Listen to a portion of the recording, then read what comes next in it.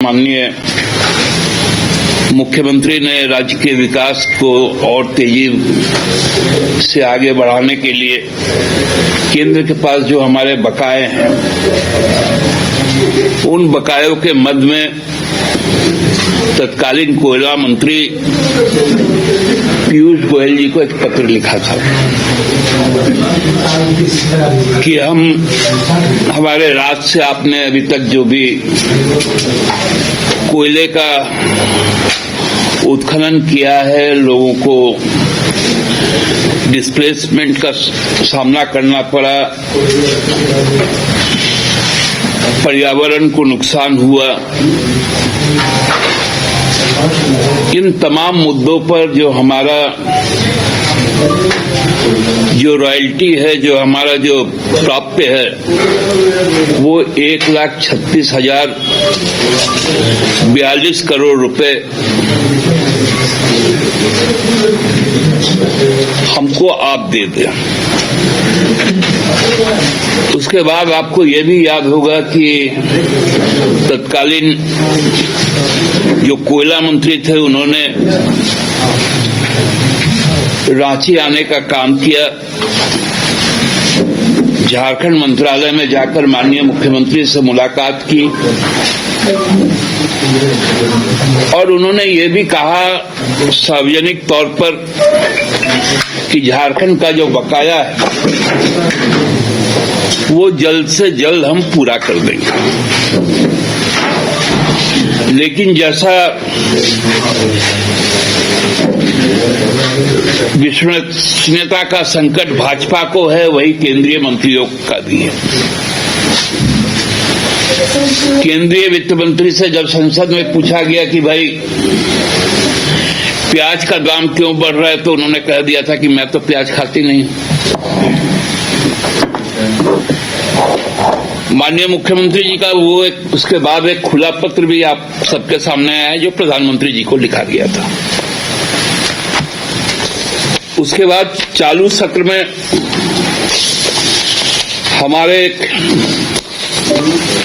प्रिय साथी हैं जो कांग्रेस के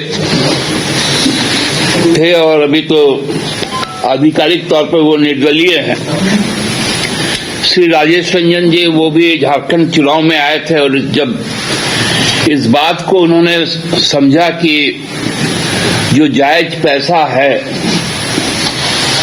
झारखंड के लोगों का, वो केंद्र सरकार को देना चाहिए, तो उन्होंने एक सवाल डाला मिनिस्ट्री ऑफ फाइनेंस को कि भाई कोल का जो बकाया 1,40,000 करोड़ रुपए के लगभग आपके पास है, वो आप उनको कब लौटाएंगे और लौटाने का स्कीम क्या। तो जो minister of state for finance Shri Pankaj Chaudhary ji, उन्होंने जो लोकसभा में ये जवाब दिया, इसमें कहीं पर भी कोल इंडस्ट्रीज के बारे में उल्लेख ही नहीं। चालाकी देखिए पंकज चौधरी जी का, बड़ा तेज बनते हैं ये लोग। इन्होंने 21, 22, 23 और 23-24 में राज्य सरकार का जो जीएसटी का पैसा है उसमें कितना मिला, जो सेंट्रल स्पॉन्सर्ड स्कीम्स है उसमें कितना मिला, फिनांस कमीशन का ट्रांसफर जो हुआ है वो कितना मिला, और स्पेशल असिस्टेंस का जिसमें कैपिटल एक्सपेंडिचर भी है, उसका उन्होंने डेटा दिया और कहा कि कोई पैसा लंबित नहीं। अब नाटक करना बंद करो केंद्र सरकार। कोयला हमारा, जमीन हमारा। राज्य सरकार ने पहले भी निर्णय लिया था और आज तो आदेश जारी कर दिया भू राजस्व विभाग के द्वारा कि 15 दिन के अंदर कोल इंडिया जवाब दे, बैठ के स्थिति को स्पष्ट करें। ये आदेश है भू राजस्व विभाग का। साफ तौर पर कहा गया कि हम लोग अब छोड़ने वाले नहीं हैं। आपको हमने चुनाव में भी आपका औकात बताया और हमको मजबूर मत कीजिएगा। राजमहल से लेकर राजहरा तक एक भी कोयला का खदान नहीं चलेगा, एक ढेला भी कोयला बाहर नहीं जाएगा।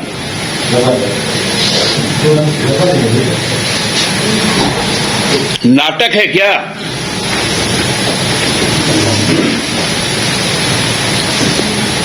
कहां है यहां से चुने गए लोकसभा और राज्यसभा के सदस्य जो भाजपा के हैं?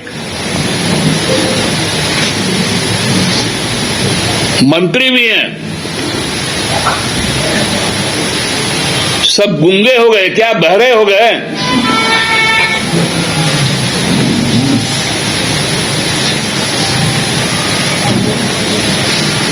पूरा का पूरा विस्थापन का ध्वंस हम झेले।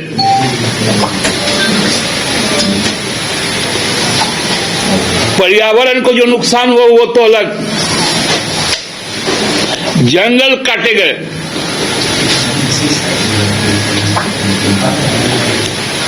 कई एलर्जिक डिजीजेस हुई जिसमें टीबी और मलेरिया महत्वपूर्ण है।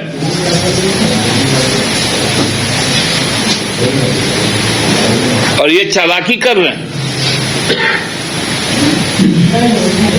हम लोगों ने तो कह दिया है कि भाई किस मद में आपका कितना पैसा बाकी है।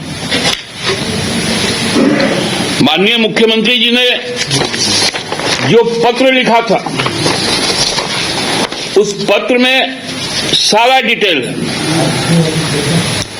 कि भूमि अधिग्रहण में कितना बाकी है, जो कोल वाश होके जो होता है उसमें कितना पैसा बाकी है,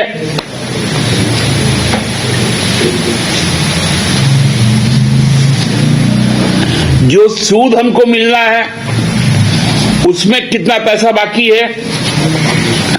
ये तो प्रधानमंत्री जी को पूरे ब्यौरे के साथ दिया गया था।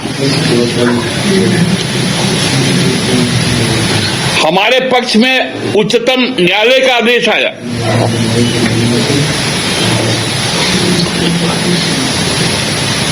कि रॉयल्टी टैक्स नहीं है।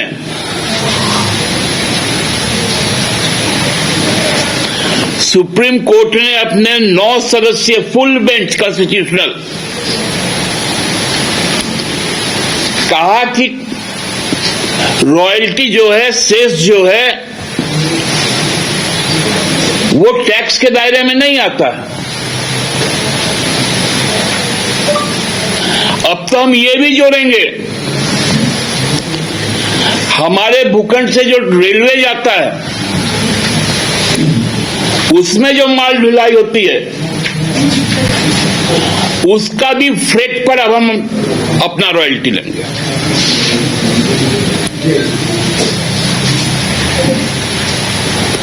अब यदि लड़ना ही है केंद्र सरकार से, राज्य सरकार तैयार है। ये झुकने वाली सरकार नहीं है, ये हक लेने वाली सरकार है। जनता को जनता का हक मिले, इसका सुनिश्चित हेमंत बाबू कर रहे हैं और झुक के और मांग के नहीं करेंगे। तुमसे ले लेंगे, ले लेंगे। इसलिए जो गलतफहमी भाजपा के लोग फैला रहे हैं उस पर अब अंतिम कील ठुकने वाला है। कोयला कंपनी के अधिकारी लोग समझ लें, तुम अपने घर से पैसा नहीं दे रहे हो, या कोई भी जो प्राइवेट प्लेयर यहां पर आया जिसको कोयले का खान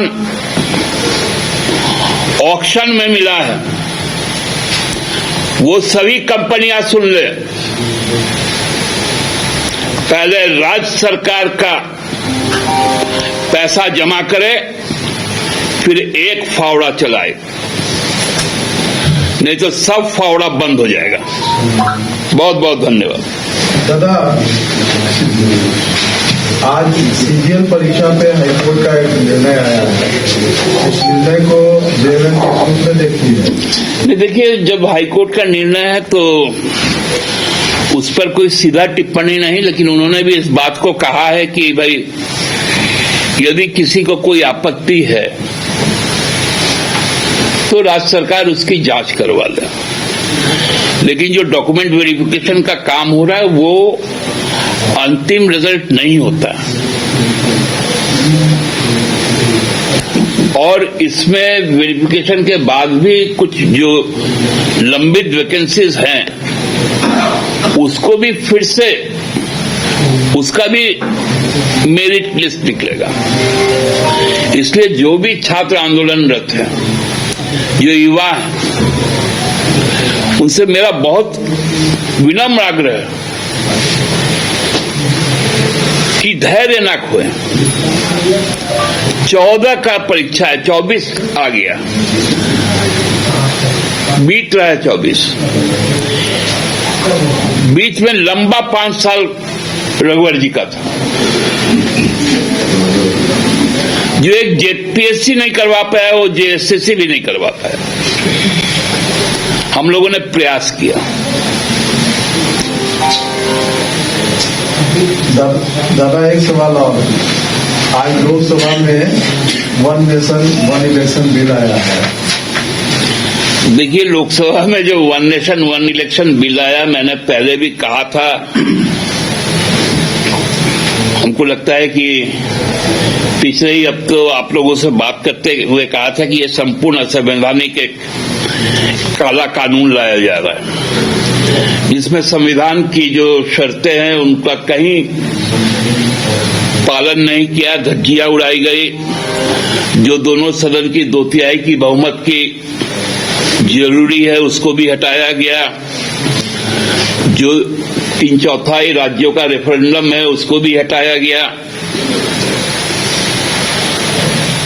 और जब विरोध हुआ इसका तो फिर अब संयुक्त संसदीय समिति अब इस पर विचार करेगी।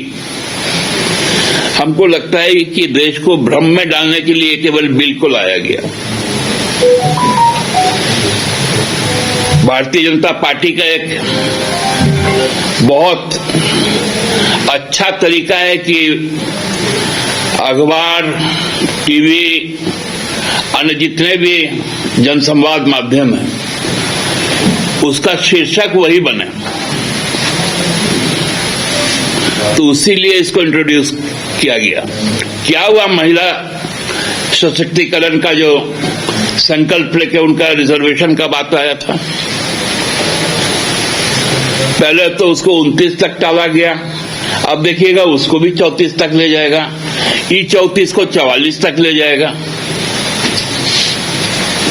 ये केवल और केवल बुनियादी चीजों से, रोजगार पे कोई बातें नहीं होंगी सरकार की, आदानी पर बातें नहीं होंगी, पूंजीपतियों पर बातें नहीं होंगी। इस तरह का डेली एक रेगुलर प्रैक्टिस है कि केवल और केवल भ्रम में रखो, लोगों की बात को भूल जाओ।